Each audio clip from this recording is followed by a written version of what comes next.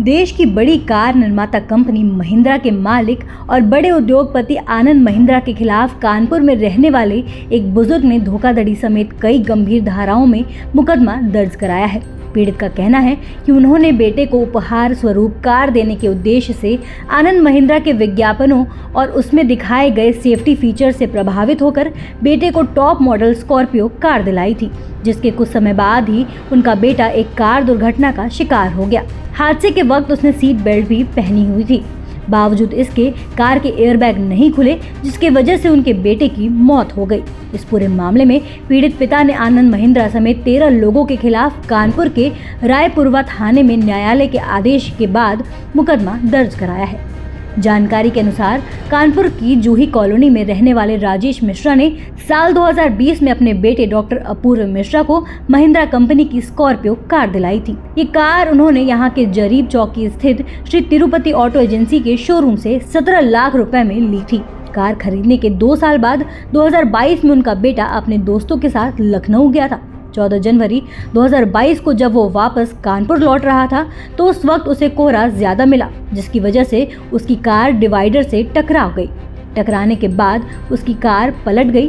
पीड़ित पिता राजेश मिश्रा का आरोप है कि हादसे के वक्त उनके बेटे डॉक्टर अपूर्व मिश्रा ने सीट बेल्ट भी पहनी थी। बावजूद इसके कार के एयरबैग नहीं खुले, जिसके चलते उनके बेटे की जान चली गई। अगर एयरबैग खुले होते तो उनके बेटे की जान बच सकती थी। इस हादसे में उनके बेटे की मौत हो गई। घटना के बाद जब वो एजेंसी पहुंचे और पूरी बात बताई तो एजेंसी के मैनेजर ने उनकी कंपनी के निदेशकों से बात करवाई, लेकिन इस दौरान उन्होंने उनके साथ बेहद खराब बर्ताव किया और अभद्रता भी की। इस पूरे मामले की जानकारी लेने पहुंचे सहारा समय संवाददाता अनुराग श्रीवास्तव। आइए देखें ये खास रिपोर्ट। अगर आप महंगी गाड़ियों के शौकीन हैं और अगर ये लग्जरी गाड़ियों के एडवर्टीजमेंट में देखकर ये गाड़ियां आप खरीद रहे हैं तो ये खबर आपके लिए ही है, क्योंकि कानपुर से ही अनोखी खबर निकलकर सामने आई है, जहां पर एक पिता ने अपने डॉक्टर बेटे को एक लग्जरी कार स्कॉर्पियो जो टॉप मॉडल होता है वो गिफ्ट किया। वजह थी वो कार गिफ्ट करने का क्योंकि कंपनी कई ऐसे एडवर्टीजमेंट में दावे कर रही थी कि सेफ्टी फीचर के लिहाज से ये कार काफ़ी जो चुनिंदा आती है उनमें है सेफ्टी फीचर्स को देखते हुए। लेकिन एक बार अचानक कार हादसा होता है और वही जो कार है सेफ्टी बेल्ट लगे होने के बाद भी उसके एयर बैग्स नहीं खुलते हैं और आखिरकार उस बेटे की जान चली जाती है। इसके बाद बेटे ने एक मुकदमा दायर किया। उस मुकदमे के बाद आगे क्या हुआ इस पर बात करने के लिए हाईकोर्ट के जो अधिवक्ता हैं रवि उत्तम राणा जी वो हमारे साथ मौजूद हैं, उनसे बात करेंगे। सर, ये अनोखा मामला है अपने आप में, क्या पूरा ये मामला है और कैसे इस मामले को आपने, एक ये उपभोक्ता फोरम का मामला था लेकिन आपने इसको कैसे क्रिमिनल एक्ट की तरफ मोड़ा और क्या पूरा मामला था ये? जी बिल्कुल सही है। उपभोक्ता फोरम का मामला तो नहीं कह सकते कि वहाँ का था, कुछ लोग कहते हैं वहाँ का भी हो सकता है, लेकिन मैंने इसको क्रिमिनल मुकदमा फाइल किया न्यायालय में और वहाँ से आदेश कराया, जिसमें महिंद्रा के 12 डायरेक्टर्स और तिरुपति महिंद्रा के मैनेजर उनके खिलाफ एफआईआर न्यायालय के आदेश से दर्ज हुई है। और सारे दस्तावेज, सारे एविडेंस देखने के बाद मामला संक्षेप में ये बताना चाहूँगा। ये मेरे क्लाइंट राजेश मिश्रा जी मेरे पास जून में आते हैं 22 में और 14/1/22 की घटना बताते हैं कि मेरे बेटे को मैंने एक बहुत अच्छी गाड़ी फीचर्स से लैस 5 स्टार और आनंद महिंद्रा जी के कहने और उनके वीडियो देखने के बाद विश्वास करते हुए कि safest car in the world Scorpio, और उसके एयर बैग नहीं खुलते हैं और उस डॉक्टर की, उनके इकलौते पुत्र की मृत्यु हो जाती है और शरीर में एक भी खरोच नहीं होती है। तो अगर एयर बैग खुल जाते तो शायद उसकी डेथ ना होती है और आज उनके बीच में होता।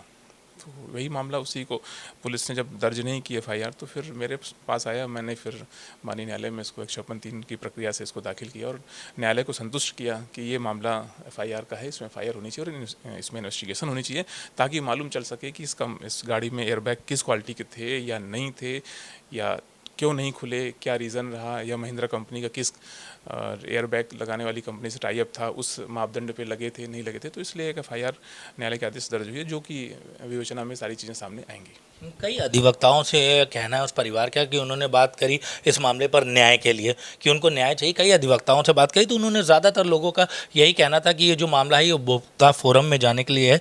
तो आपने किस तरह से स्टडी करी इस केस पर और किस तरह से उनको आरोपी साबित किया जो महिंद्रा के बोर्ड ऑफ डायरेक्टर्स? जी, आरोपी नहीं साबित किया अनुराग जी, आरोपी बनाया है मैंने और मेरे क्लाइंट के कहने पे ही मैंने बनाया है। और काफ़ी स्टडी किया मैंने और पहले भी किया, और ऐसा मामला कोई नया नहीं है, पहले भी ऐसे हो चुके हैं कि कंपनी के डायरेक्टर्स को मुलजिम बनाया गया है, क्योंकि उनकी कहीं ना कहीं उसमें सहभागिता होती है डायरेक्ट इनडायरेक्ट वे पे। इसका एक ज्वलंत उदाहरण बहुत पुराना मिक भोपाल गैस त्रासदी है, जिस पे भी चेयरमैन को ही बनाया गया था, और ऐसे मामले और बहुत सारे हैं। मैंने स्टडी किया और पेपर मेरे पास है, मैंने कोर्ट में सबमिट भी किया है और आगे भी मैं भी सबमिट भी करूँगा। अगर बात करी जाए तो किन किन धाराओं में अभी तक मुकदमे दर्ज हुए हैं? हाँ, ये न्यायालय ने 120B, 420, 406, 323 और 387 धाराओं आईपीसी धाराओं पे मुकदमा दर्ज हुआ है। अगर परिवार की मांग की जाए तो परिवार की आखिर क्या मांग थी? एक बड़ा कंपनसेशन भी एक उदाहरण के तौर पर था, लेकिन उन्होंने कंपनसेशन के लिए शायद आई थिंक मना किया। क्या वजह थी आपके पास आए और क्या मांग करी उन्होंने? नहीं, उनकी मांग सिर्फ न्याय की है और हम उसी की लड़ रहे हैं। कंपनसेशन अगर चाहिए होता तो मैं कंज्यूमर फोरम जाता, या उनको उन्हें चाहिए होता तो वो भी हमसे वैसी बात करते, लेकिन उन्होंने कहा मुझे कंज्यूमर फोरम नहीं जाना है। फिर यही बात मैंने कोर्ट में कही कि सरकार, अगर मुझे कंज्यूमर फोरम नहीं जाना है तो न्याय कैसे मिलेगा? कंज्यूमर फोरम से मुझे पैसा मिलेगा, पैसा मुझे नहीं चाहिए। मेरे क्लाइंट ने कहा कि मुझे पैसा नहीं चाहिए, मेरा इकलौता बेटा ख़त्म हुआ है, मुझे न्याय चाहिए, ताकि भविष्य में किसी अन्य माता पिता के साथ, पेरेंट के साथ ऐसा ना हो कि अपने बेटे का मरहम उनको देखना पड़े। अगर आगे की बात करी जाए तो आगे इस मुकदमे को किस तरह का रूप देने वाले हैं? अभी तो इन्वेस्टिगेशन का समय है, अभी विवेचक महोदय अपना आगे का कार्य करेंगे, फिर देखते हैं क्या वो रिपोर्ट सबमिट करते हैं। और इस इन्वेस्टिगेशन में टेक्निकल मुआयना होना गाड़ी का ज़रूरी है, ताकि चीज़ें स्पष्ट होकर सामने आ सकें। तो अभी तो इन्वेस्टिगेशन का टाइम है, तो पुलिस के पास सारा कुछ है, पुलिस करेगी। तो ये थे हमारे साथ इस पूरे प्रकरण को हैंडल करने वाले अधिवक्ता रवि उत्तम राणा जी, जिन्होंने इस पूरे मामले को कहीं ना कहीं एक उपभोक्ता फोरम का जो लोग मामला बता रहे थे उसको ले जाकर जो क्रिमिनल एक्टिविटीज़ है उन पर कहीं ना कहीं मोल्ड किया है। और बिल्कुल कहीं ना कहीं जो कंपनी का दावा था सेफ्टी फीचर्स को लेकर वो फेल होता भी नज़र कहीं ना कहीं आ रहा है। तो इस पूरे मामले पर आगे क्या निकल कर बात आती है, इस पूरे मामले पर आखिर किस तरह से न्याय होता है, ये देखने वाली बात होगी। कानपुर से वीडियो जर्नलिस्ट रवि शर्मा के साथ सहारा समय के लिए अनुराग श्रीवास्तव।